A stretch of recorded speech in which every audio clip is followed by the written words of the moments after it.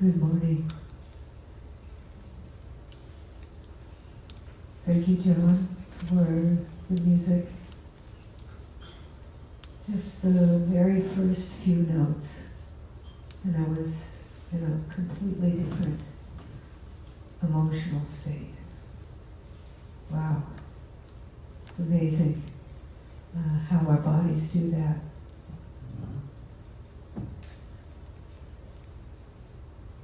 I feel humbled to be sitting here, and also, wow, what an opportunity.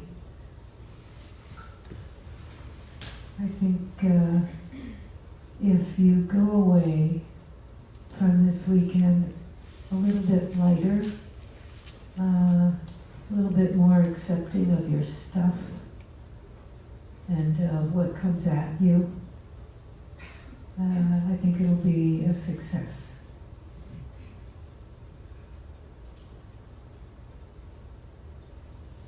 We're just human, and we have some kind of mythology that we're way more than we think we are from the start.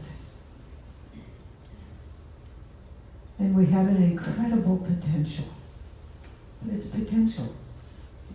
And it doesn't happen unless we cultivate it. And I don't know if you believe in actual reincarnation of the body, the soul, or whatever. But from my vantage point, it takes many lifetimes to get very far. So if I can get a little further than my parents and my parents' generation, maybe that's going to have to be good enough. You come in with one thing and you leave it with a little more peace, a little more acceptance, tolerance. So that's what I'm aiming for. We're walking around with a nervous system that really hasn't evolved in the last 10, 15, 20,000 years. So we've got a nervous system that's really ready to take on a saber-toothed tiger and not to take on FaceTime and politics and weapons and pollution, all those things. We're just not made for that. So we're all running around with an inheritance of a kind of an unbroken line of trauma and resilience. And that's what we're navigating without any user manual, without any training. We're expected to be normal. And what normal really means is we're expected to be perfect. And so we all are raised with some sense, most of us anyway, of falling short of the mark. And we don't feel good about it. Here. These things. May we eat with mindfulness and gratitude so as to be worthy to receive the food. What does that mean? We recognize and transform unwholesome mental formations, especially our greed. What is greed? Greed is our natural survival instinct that got us here to eat everything in sight, incessantly, and to reproduce, to manage to get there. All of the mindfulness trainings are survival mechanisms that have gone awry, that have snowballed on us. We didn't evolve to have an unlimited supply of calories within arm's reach. those unlimited supply of calories took days and days and days to gather up. So are we greedy if we eat too much? Or are we just uncultivated and not recognizing our natural instincts need to be honed for the time? So we have to change with the times. We have to lighten up and say, may we eat with mindfulness and gratitude so as to be ready to receive the food and be able to appreciate it and savor it and be curious about it and be mindful of the way we eat. And that's what we're doing here. We're learning to shed the greed words and put on top of them some deep looking and understanding and experiencing in our bodies. What does greed feel like? Because I know what it feels like. And when I go for serving myself in the line, I feel into, what am I feeding in this moment? Am I feeding that greed? Is that taking over me? So that everything we are about to do from now until Sunday and beyond is doing two things. And this just hit me this morning when I was doing my sitting before the sitting. We become curious about savoring something. So savoring means we spend some time with it. And we're fascinated by it. And then I think, oh, the word fascinated is fasten. We fasten ourselves to the thing. And so we are fascinated by it, and we look deeply, deeply, deeply into it. And we'll do that with everything we're doing. Our nervous system is really, really amazing. You know, we are the sum total of all the changes and adaptations of eons and eons and eons of time. You know, the dog is the same way. Only the kind of, we have these 75 trillion nerve cells in our bodies when we're babies, and we use some of them and we don't use others. And those others, they call it pruning, they kind of atrophy, so that we develop an expertise in a lot of things and not in a lot of others. So the dog is like an incredible smeller. When I take my dog out for a walk, they are reading everything that passed by that spot. I can't do that. Sometimes it would be beneficial. It's a limitation of mine.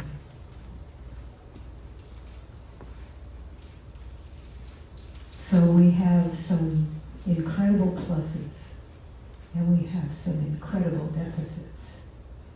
We were made to react in the moment, to go really fast, to remember everything that was scary and threatening, and to respond instantly to that.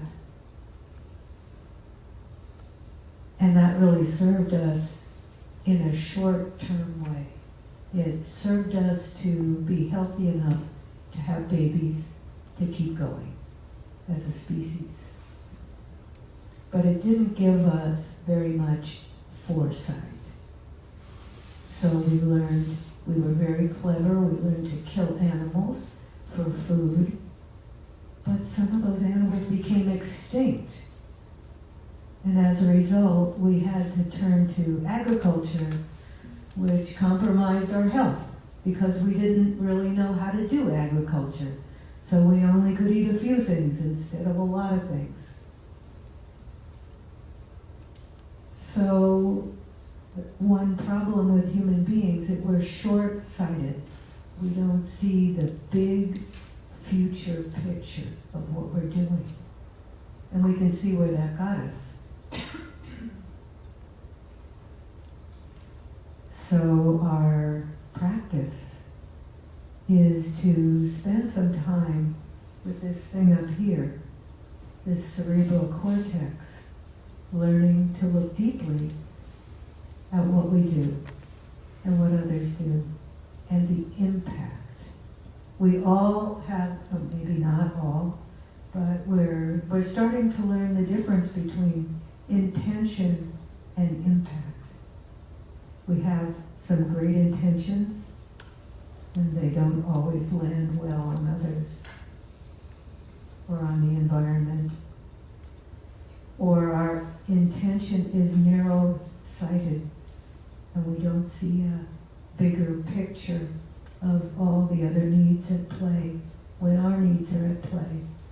And when we feel threatened, our view narrows down just to see the threats.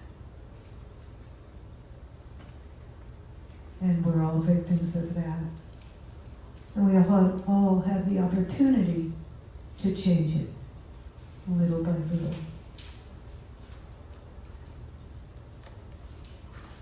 And we all have the opportunity as a species to do it together.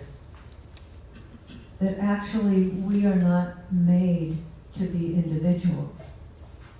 We would perish, just like Tai says of the tiger in the jungle, if we didn't have each other.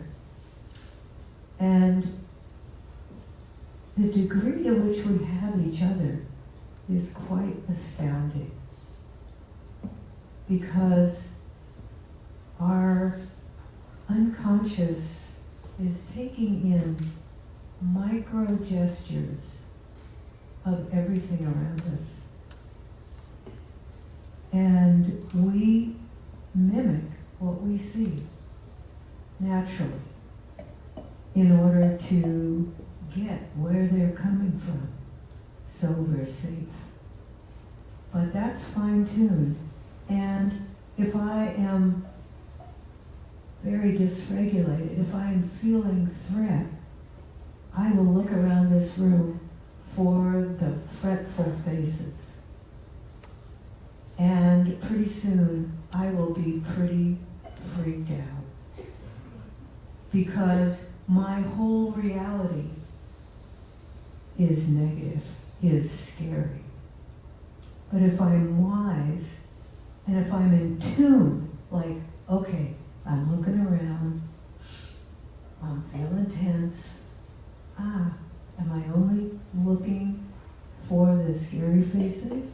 Or can I now discipline my attention to look at receptive faces, to look at friendly faces, to look at interested faces? If I do that, my body begins to relax. And I can tell very finely whether somebody is tense or relaxed, open or threatening. Now, I don't get it right 100% of the time, but you can get better at it. And you can interact with it. But it's really important to learn to play with it. So I want to play with it a little. And I will give you a challenge that we will put a smile on our face. It can be genuine or fake. Doesn't matter. And we're going to look at one other person and notice what goes on inside. So you don't know what the intention of that person is, but you know the impact of what you're seeing or what you're feeling in your body. And so, like, play with it. I have someone in my family who has a very hard time smiling. so they smile like this. And their intention is to look warm and fuzzy. But it never lands on me that way. I'm learning to deal with it by remembering that that person's intention is they're suffering and they want to feel different. So I have resisted the co-regulating power of that and doing something else. That's practice. So I invite you for the next 2 minutes to turn to somebody and just smile whatever. You know, smiling is not actually a mouth activity.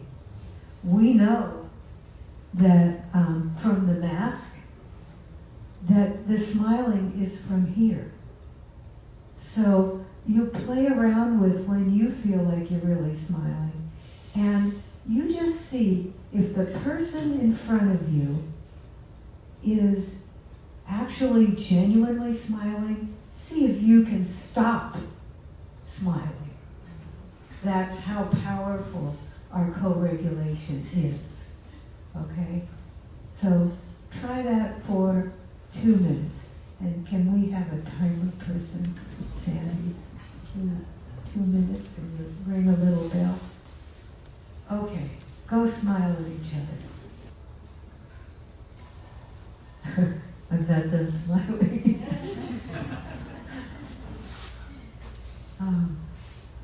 Our nervous system, we have an oversimplified version of it.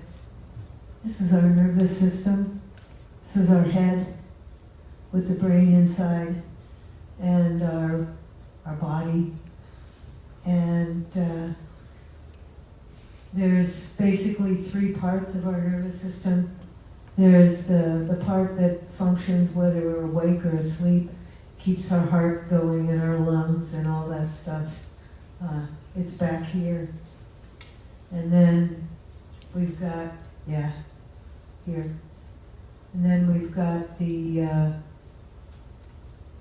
limbic system, the reptile stuff that, not the reptile, just the reptile, the mammalian emotional brain that's deep inside our skull, and that's responsible for discerning whether there's threat or safety, and also picks up all of the micro information that comes from social contact.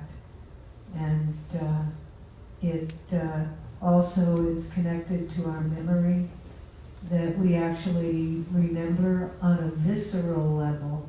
Our bodies respond on a visceral level to anything that we have perceived and stored as threatening. And that's automatic. It goes really, really, really fast. We think fast, but it's nothing compared to the reaction that we have to threat. And that makes sense. You're going to think, is the tiger going to, and then you're already eaten. So that part really has served us well, but it isn't the whole picture. And so then we have this gray matter on top of the emotional brain that helps us problem solve, interact, language, creativity, relationship maintenance, all manner of thinking things. And when we are in threat mode, our bodies mobilize to meet the threat in whatever way is most practiced. It might be running away, or fighting, or playing dead, or actually when the nervous system is so terribly activated that you run the risk of blowing out and popping your heart and your lungs, your body just kind of goes on faint mode, and you can collapse or be very, very, very depleted.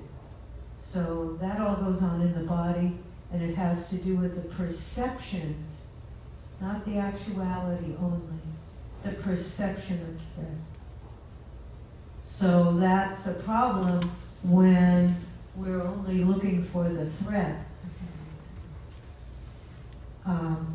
that our bodies become very hyped up or depleted and unable to function effectively. The wonderful thing is that if we can learn to calm the body, the rest gets calm as well. The thinking brain calms down. That whole cycle is interrupted. We are fooling ourselves into feeling safe. And by doing that, we're able to create actual safety for ourselves better than we could if we were trying to run away from a bullet. So the task is to be in touch with our bodies and to know whether we're in or out of that window that we talked about last night. When we're out of the window, we cannot see a bigger picture. We cannot stop being on automatic. We go into habit energy. So our job is to create a lifestyle where we stay within the window. Now, I was in Plum Village for my first winter retreat. So I'd spent 3 months in a cold climate where the culture was not to show your body at all. I lived with 8 women in a dorm. And when we were getting ready to leave, I was doing my laundry and I didn't have enough for a full load, so I asked somebody, hey, do you want to put anything in my load? And she said, sure. And she said, are you modest? And it was like, I'm a hippie. We go around naked all the time. No, I'm not modest. And so she took off all her clothes to put them into the washing machine, and I almost died. I was so unaccustomed to seeing bodies. After just 3 months, I had developed a sensitivity that I was dysregulated. So why do I say that? If we try to have everything comfy all the time, we become fragile. So we have to learn how to stay in between that. I'll show on the board. I think I could probably talk loud enough. Okay, so this is a comfort zone. And this is a place where everything is wonderful. And our body is relaxed, and we do not have to be on guard at all. And this is a place of safety, and it's a place of rejuvenation. It's what we get when we go to sleep at night if we're lucky. And what we get with deep relaxation. And what we get when we fall in love. And we don't see any problem. Yet. And then, I like this to be yellow, but we have blue. This, around it, is a zone of curiosity. It's fascination. It's savoring anything. And curiosity is where we can see a big picture, where we can look deeply. And it feels, just think of something that you're genuinely curious about. This morning I was thinking about that smile thing. And when I was in training to be a therapist, there was a family therapy class I was taking where we had to stand up in front of the group and we couldn't sit down until we were relaxed. And I noticed a smile came on my face that was not a friendly smile. It was a nervous smile. And this morning in my meditation, I was exploring with curiosity what that nervous smile was. Now, mind you, this is about 45 years ago, but I still remember what that feeling was like. And as I sat there, I started going like this, of being curious. I noticed that as I became curious about that smile, I started going like this. I'm like, what is this? And I noticed that if I didn't do it, I couldn't be as curious. There's something in my DNA that's making me do this. Now that's my personal thing. And your personal thing around curiosity may be different. But I challenge you to think of something that's weird right now in a good way. And just be curious and see, what does your body do to accentuate the curious? My body is helping me be curious. And I know it goes two ways. So if I find myself being rigid, I can go like this and open up my mind a little bit more. So we're looking for these signals in our bodies that help us, you know? So that's this curious place. And when you're doing your sitting and something arises, be curious and see what your body does. Just that. And then there's too much. I did that. Instantaneously, I could feel from my core something like,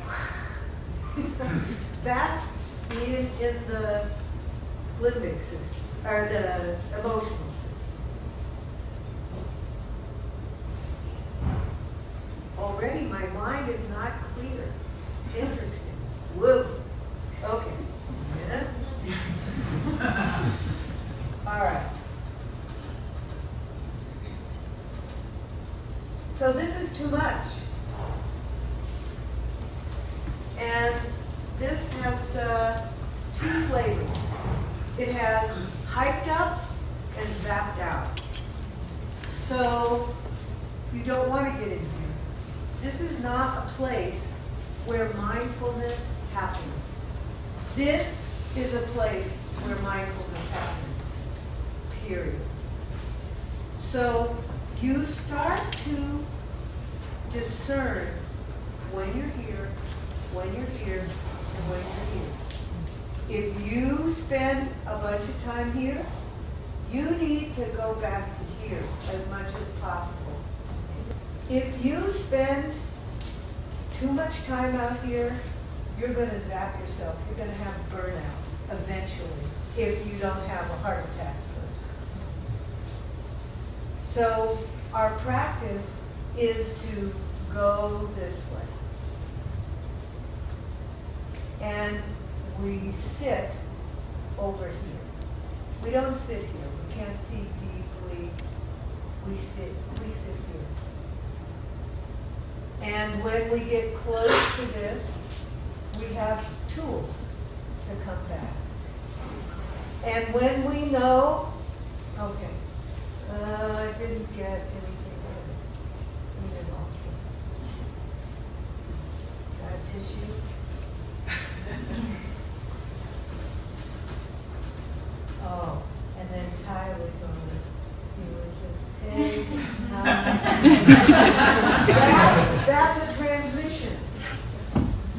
body will be co-regulating with my body. If I go like this, or I do like Thai, you feel the difference? We have to become attuned to that so that we can take advantage of each other in positive ways.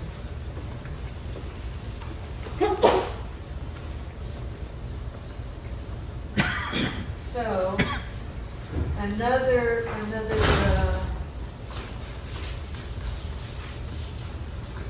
Thai thing is that perfect circle that he's able to do.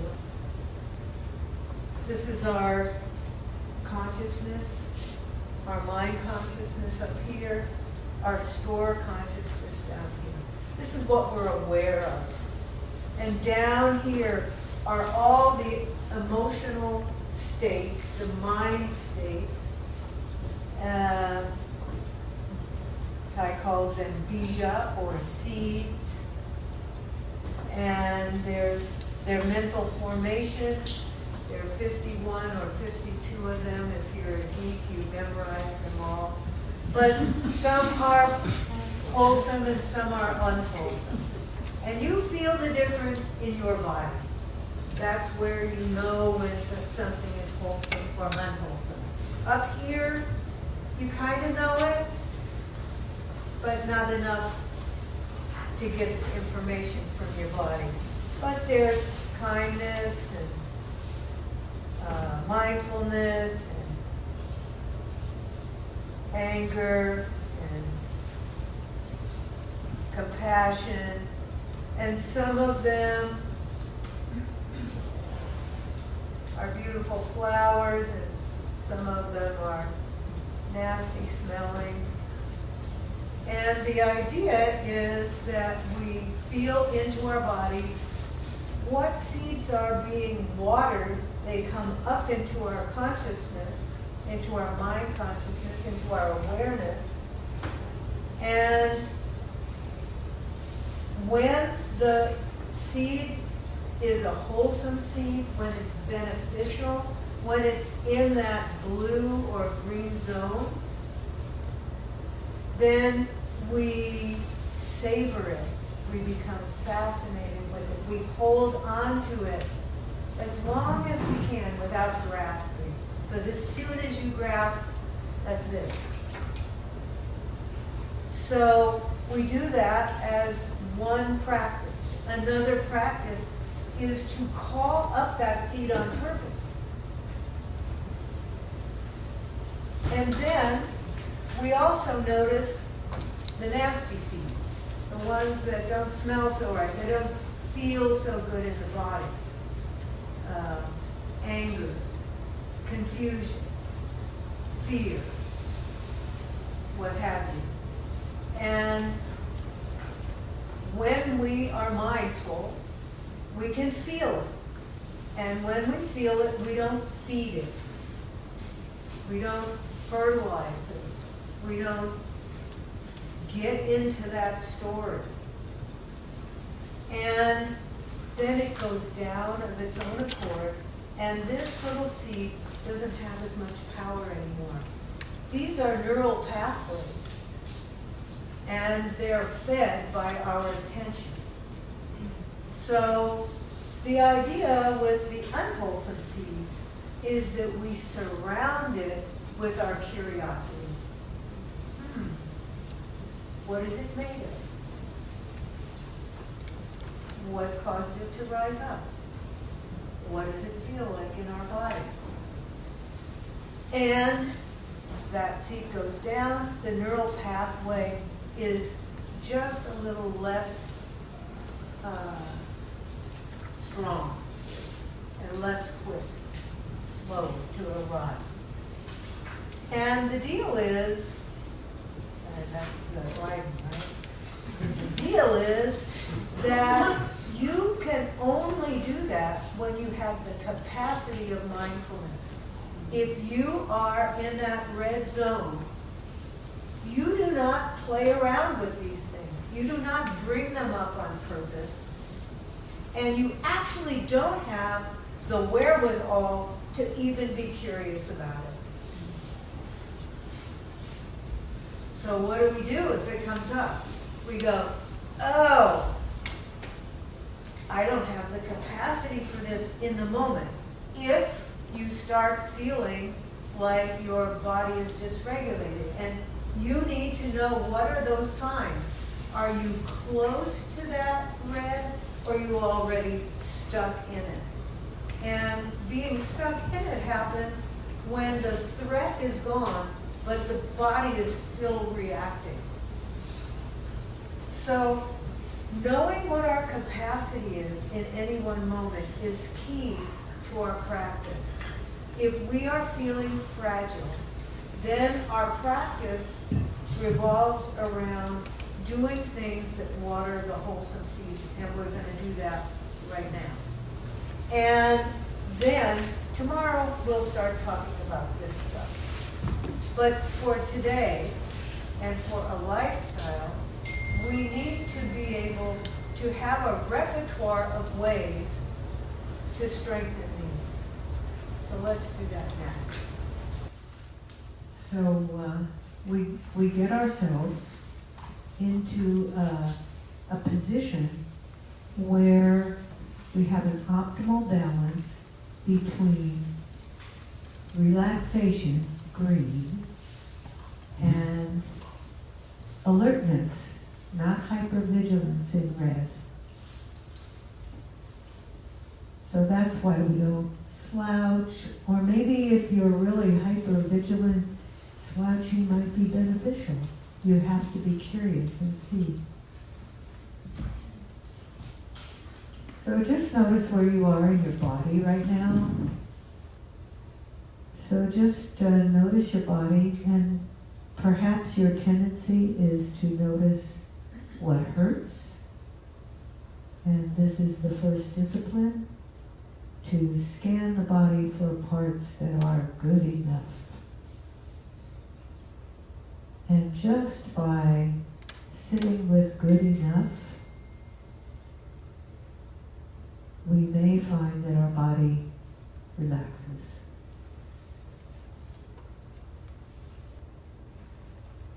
We might even find something that feels pleasant.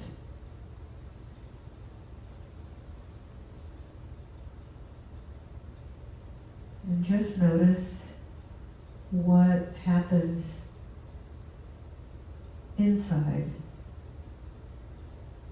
from just focusing on what is pleasant, neutral, or good enough.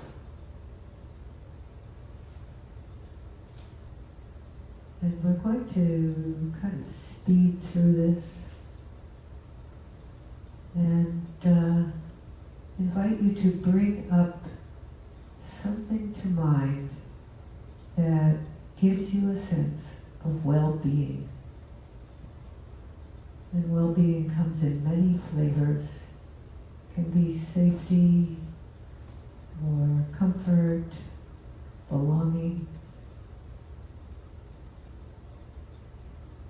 curious and interesting, fascinating.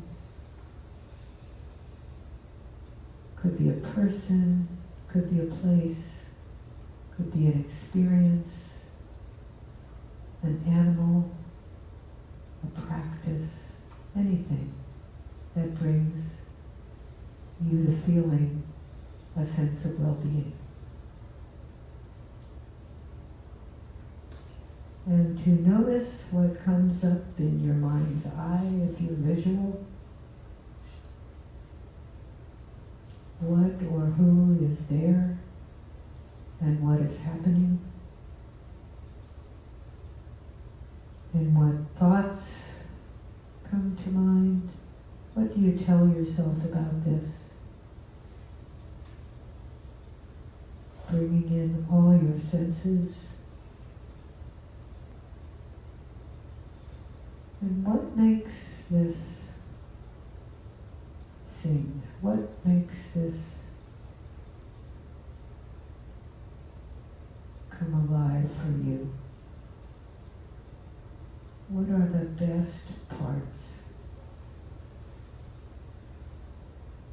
And again, checking inside and noticing if this thing that we're imagining is manifesting in the body.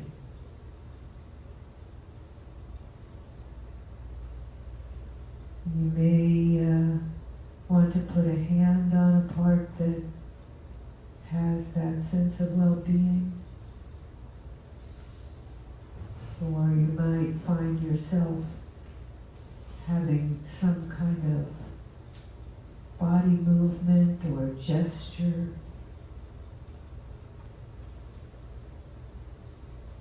Or even a phrase that encapsulates this experience. And this is a very short foray into resourcing ourselves. So it may not be clearly palpable yet.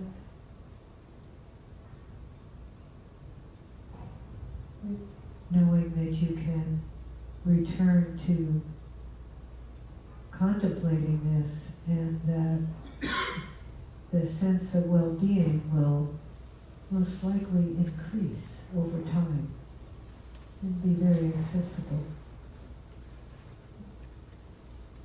So bringing your attention out of that and into the room. I'm curious if there are a couple of people who would be open to sharing what that experience was like for them. Yeah. I imagined a hypothetical situation of holding an infant, sleeping or awake or just being there, and the interaction of presence and warmth and, basic necessary human contact from the very beginning of the child. And it's such a feeling of wholeness to be in such close proximity and sharing and breathing together. That gives me a real feeling of well-being. Thank you. I noticed, is it okay to comment? Certainly. What I noticed is that you consistently, each time you named something that was pleasant, you went like that. And so I'm going to invite you to do that gesture slowly and just see what happens. What do you notice? I notice a feeling of openness and welcoming and maybe even wanting. And is that pleasant? Yes. So this is like the body has this magic. It isn't like reducible to science. It's like, whoa, look at that. This is wonder.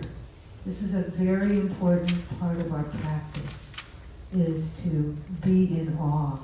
And the awe is right in our bodies if we're paying attention. But thank you. Yes? I'd love to share about my horse, Teddy. That's who I call it. And he's this large, brown, yellow. Can I stop you for a second? I want to make sure everybody's watching. Okay. Now close your eyes so you don't notice. Okay, I'll try to speak up. So I was picturing my horse, Teddy, and I tease him that he's a big boned boy. He has quite the belly and this big, beautiful brown eye. And I was just allowing myself to feel what it's like to turn into him and feel his warmth and his steadiness. And immediately when I am with him, I feel like, all is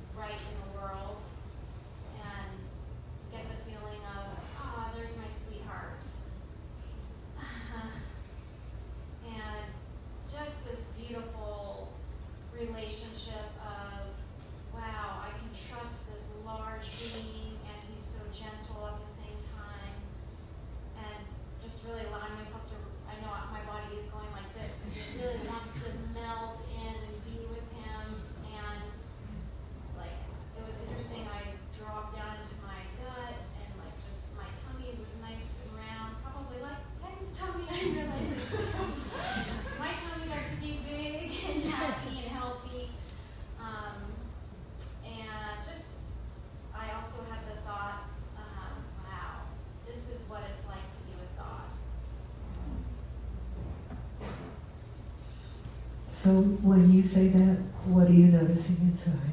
Yeah, I'm noticing my smile just gently appears, my whole body drops down, but there's a real openness, a perfect balance of strength and softness and openness. So that's something to savor and develop when you go to bed at night or when you wake up in the morning. If you bring that to mind and lean into it, you do it this way, that will become a resource that will come more quickly with time and stronger. And when it's strong enough and you're sitting and something icky comes up, that will help you maintain curiosity. So that's a dual purpose. It helps our immune system be strong, it helps us be resilient, and then in a pinch, it helps us get back to a regulated state. Oh, thank you. So, in order to maintain our balance, our regulation, our mindfulness, we develop a lifestyle of laying in wait for resources that we can develop. So, as you're walking down the street, you may find yourself trying to dodge unsavory things that you might be walking near, or you might try and balance that keenly with what are the curiosities, what are the wonders, how many smiles can I collect from one end of the street to the other. And then in the morning or at night, to spend some time enhancing, intensifying those experiences. And those experiences can be interpersonal, they can be anything imaginable, and they can also be particular feelings in the body. The way the fall light changes from the summer. And noticing how that feels in the body and just meditating on those sensations, you can eventually drop the story and just bring yourself back. Also, noticing the impact of the weight of your body, the weight of your bones on your bottom or on your feet or wherever.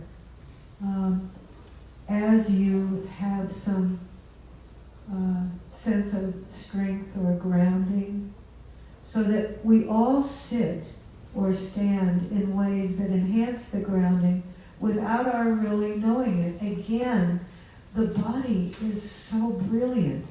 You know, one person goes like this. If you look at what you're doing right now to give your sense of self a sense of solidity, and then stop it and go back and forth,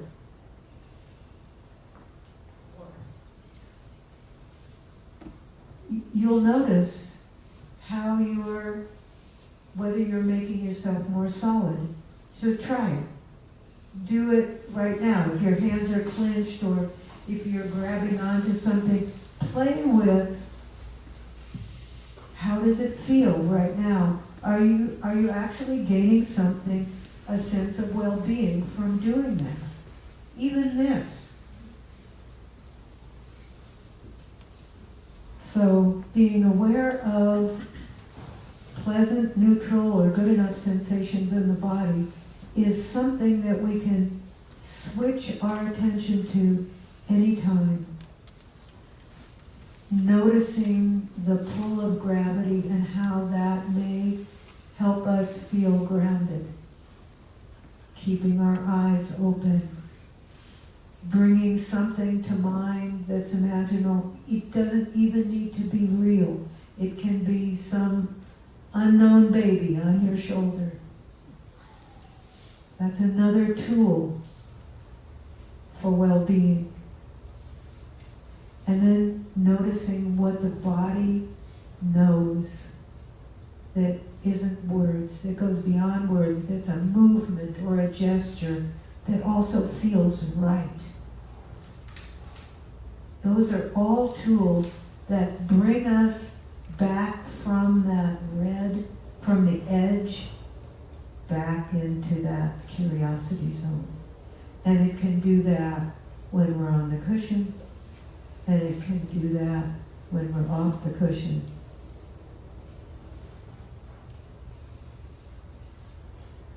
You may also notice that there are some times when you bring up something that gives you a sense of well-being. And like, for instance, for me, it's my dog. Pretty consistent. But today I won't be using that one because she's not here and she's with somebody I don't really know. And so as that well-being, cozy feeling comes up, there's a little bit of too. And that's very often with sense of well-being, whether it's your grandma who passed on, or somebody you miss, or dancing that I can't do anymore, or things like that. Those are mixed resources, and we won't be using those today. Those are, when you notice that they're mixed, you set it aside with reverence and pick something else. Because, as Ty says, there's always enough around us if we're attentive. There's enough awe and wonder and miracles just to be breathing, even if we have emphysema. So this is a practice. This is a practice of staying regulated, of being mindful, of not being carried away. This is what the neurobiology of carried away is, that you're in the red, and you're in the red too much. Being in the red is okay when you need to mobilize and run away or fight. It's not a bad thing. But if you go there and you live there, you'll get stuck there, and it will be your default. And it will be not your fault, but you can do something about it.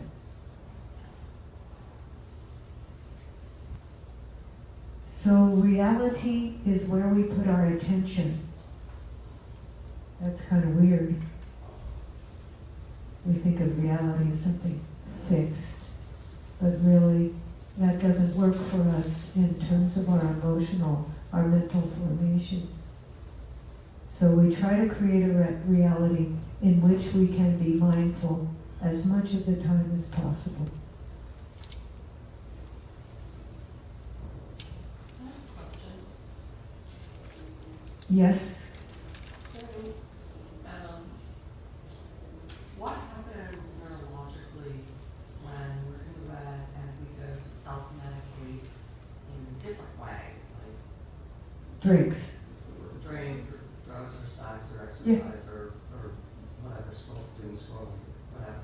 What is the neurological impact? I don't know, but I know that we're sacrificing a quick fix for a long fix. And we're sacrificing watering the unwholesome seeds that will get us in trouble in the future. And there's generally options that if we notice, if we begin to be mindful that there's a downside to what we're doing, and we look deeply and honor that perhaps we do need some medication, some soothing, some relief. Are there other strategies that don't have those same downsides? Because the things that we choose for a good reason. We need something in that direction, but not all things are equal. And that's for you to decide. if you can be curious about it. And that when we use words that are blaming and shaming, we put ourselves into the red, and we put each other into the red, and we cannot see our way out. So it's really important. Oh, if we use drugs, not to shame, but to recognize the need is there. The body knows, but we can't always discern when we're so dysregulated. We need something quickly. And we'll go into more of that tomorrow. But just to say briefly that we need each other. We can't do it alone. And that much of the difficulties of getting stuck in the red are not about what happened to us, but the context and the support that didn't happen. I want to talk a little bit about Dharma sharing. Dharma sharing is a revolutionary Zen practice. You won't find it very often in other traditions, although other traditions are doing more and more things like our tradition. So I wouldn't be surprised if it begins to pop up. We cross-pollinating. But Dharma sharing, it used to be called Dharma discussion, but we don't use that term anymore because it invites too much crosstalk and cogitating and advice and projection and saving people. But when we share what is on our heart about our practice and how we are handling our life situations with our practice, what successes we have, what challenges we have, and we witness each other. The tradition is that you can say anything you want, and that we'll all listen with blank faces.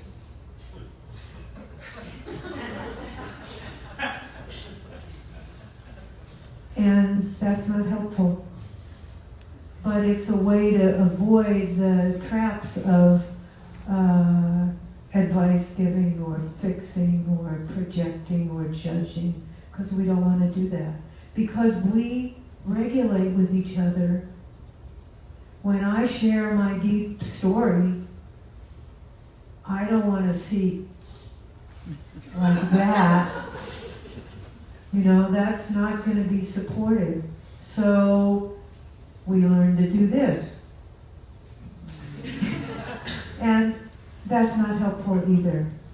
So when you are in Dharma sharing and you're a listener, which is most of the time, your job is to inhabit in your body a receptive, non-judgmental, compassionate, open heart. And your body is going to show what's going on the inside, and you won't just be able to do like that. So that's a practice. That's tough. But that is the support the other person needs. And it can happen with smiles of genuine compassion and caring. It can happen with a nod. And those are important. We don't know when how much a person can go close to that red line and not go out. Our Dharma sharing facilitators, that's kind of their job, is to be watching for signals that people may need a little pause to re-regulate themselves because they're caught in somebody's story, or the person themselves may be caught in their story because they tell their story with such detail that they're actually reliving that thing. So we ask you to be aware of yourself and keep your toes on the bottom of the pool when you share. And that periodically the facilitator will sound a bell to give everyone a chance to put their toes back on the bottom. That doesn't mean that you, the person who's sharing, did something wrong. It just means there's a sense that the community in that moment needs a breath, or whatever it is you do to ground yourself and to bring yourself back to openness. So I hope for all of you Dharma sharing facilitators to be aware of that, because when you're in your home Sangha and you've been there a long time, they know you. They know how much you can get into your story and really be witnessed, and how much to be gentle and to sound the bell when, they can read you. But here, not so. We're all mixed together with people we don't know. So we're going to be a little more cautious to keep our toes on the bottom of the pool. Not to be real detailed, to focus your sharing on how you're practicing with it. And also that you can ask for, if anybody has practiced with that kind of thing, what did they do for themselves? But not advice. I hope that in being able to witness, oh, you got that too? That it's like, phew. I kind of faked it for many, many years about everybody's following their breath. I can't stand to follow my breath. It makes me too uptight. I had to follow something else. I didn't know other people were doing that. Then I heard in Dharma sharing, oh, and this one and that one, oh, this one's got a problem with their partner. I would have never guessed that from looking at them. We experience ourselves from the inside and everybody else from the outside. And while we may get inklings, we don't really know the whole story. So this is a time for connection. Now it's time for questions. Is that right?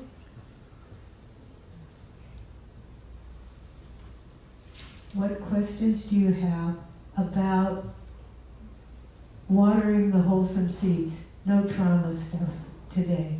We can save that for tomorrow. And? Zan. Yes. Zan.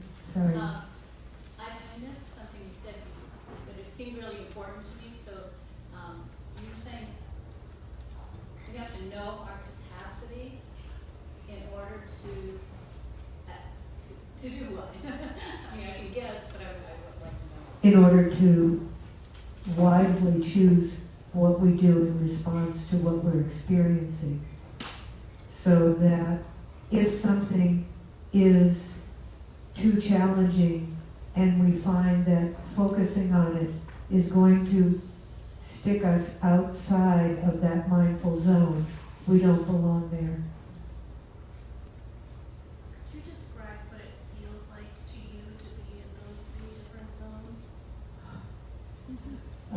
Too much coffee in the red zone. Like way too much coffee. I can't think clearly. My mind is racing. My body is like carbonated. Like do they still have carburetors? Like my carburetor was stuck open. There's a certain aliveness in the curious zone for me. My eyes open wider. I feel happy to be activated, or happy to be relaxed enough but not drowsy. And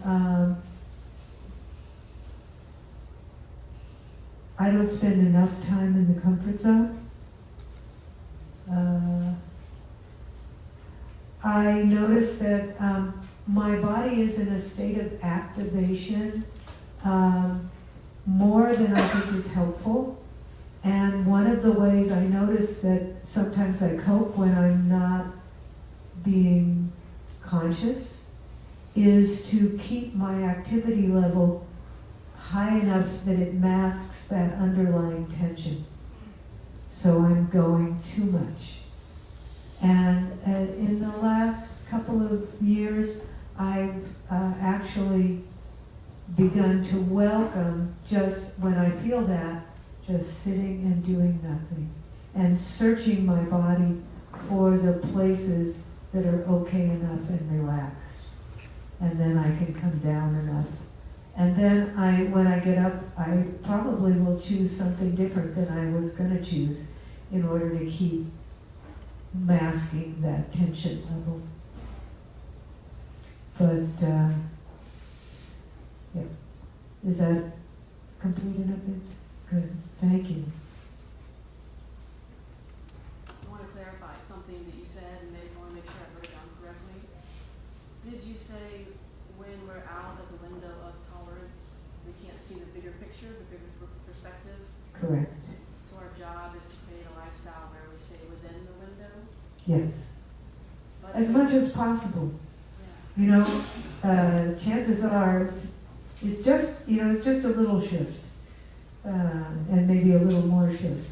And that really, the story about the washing machine was to show that if we hide out in that comfort zone too much, and some of us, nobody can hide out there indefinitely. But if we get so sensitized to everything that everything puts us in the red, then we're in trouble.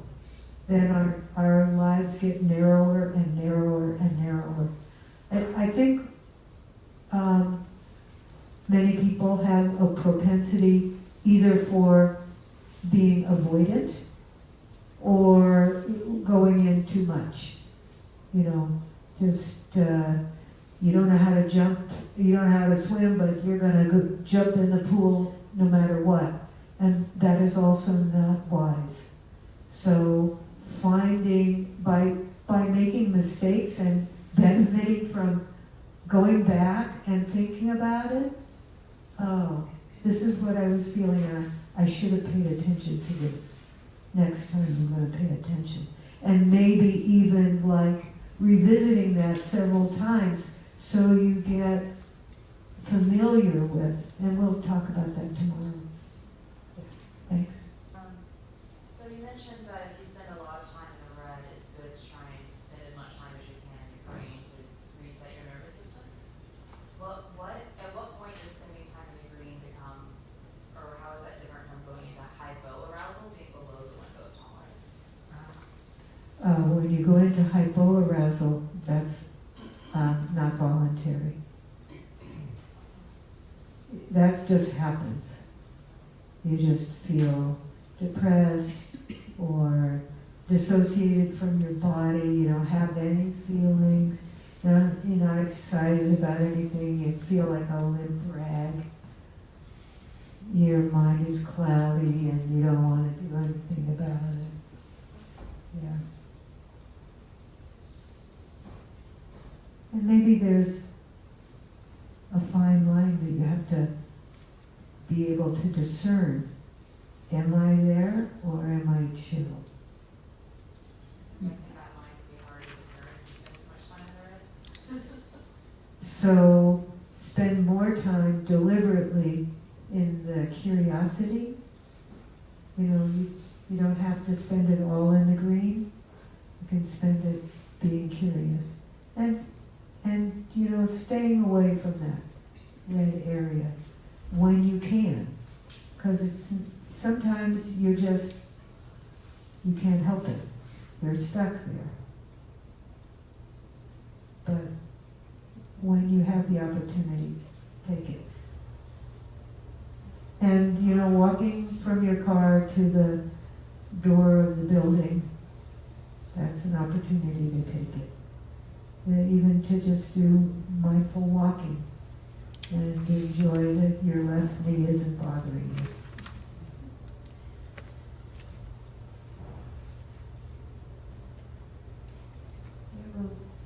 few more minutes. Maybe time for one more question or comment.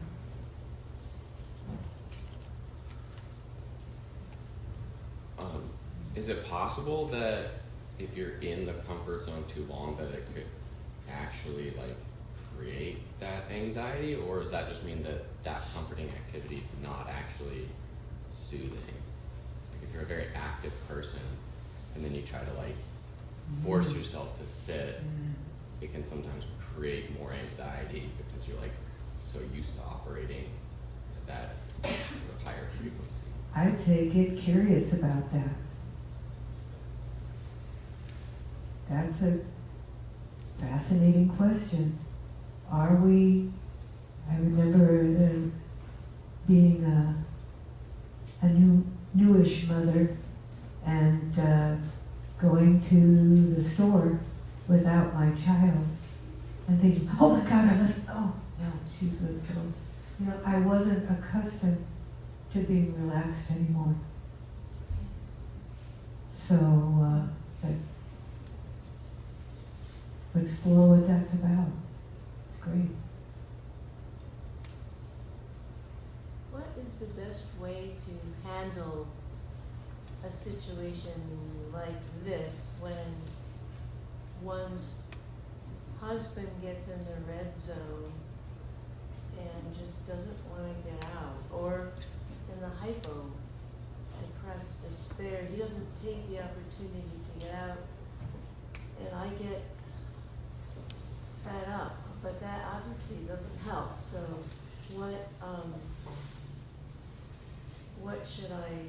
how should I best handle that? Just leave him alone, or? Well, that's the strategy. But you don't want to jump to the strategy before you understand what's going on with you. So I would say become curious about what fed up means. Really explore fed up deeply. Notice what it is like in your body. Notice what thoughts come up. Notice what habitual responses are. Explore the history of your fed upness, not just with your husband, but other places. Just be fascinated by savoring fed upness. And I think before we all get fed up with listening, I want to invite you once more to just go inside. Notice what's going on in there.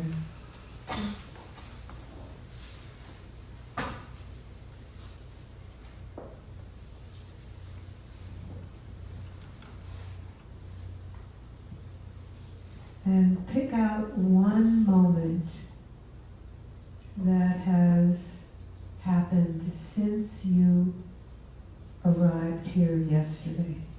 Whether it's the Dharma talk, or the sit, or the breakfast dinner, an interaction, the beautiful environment we're in. Pick one moment of well-being and intensify it by noticing what's going on in the body, in the mind, what the best parts of it are. Noticing how the body responds to that.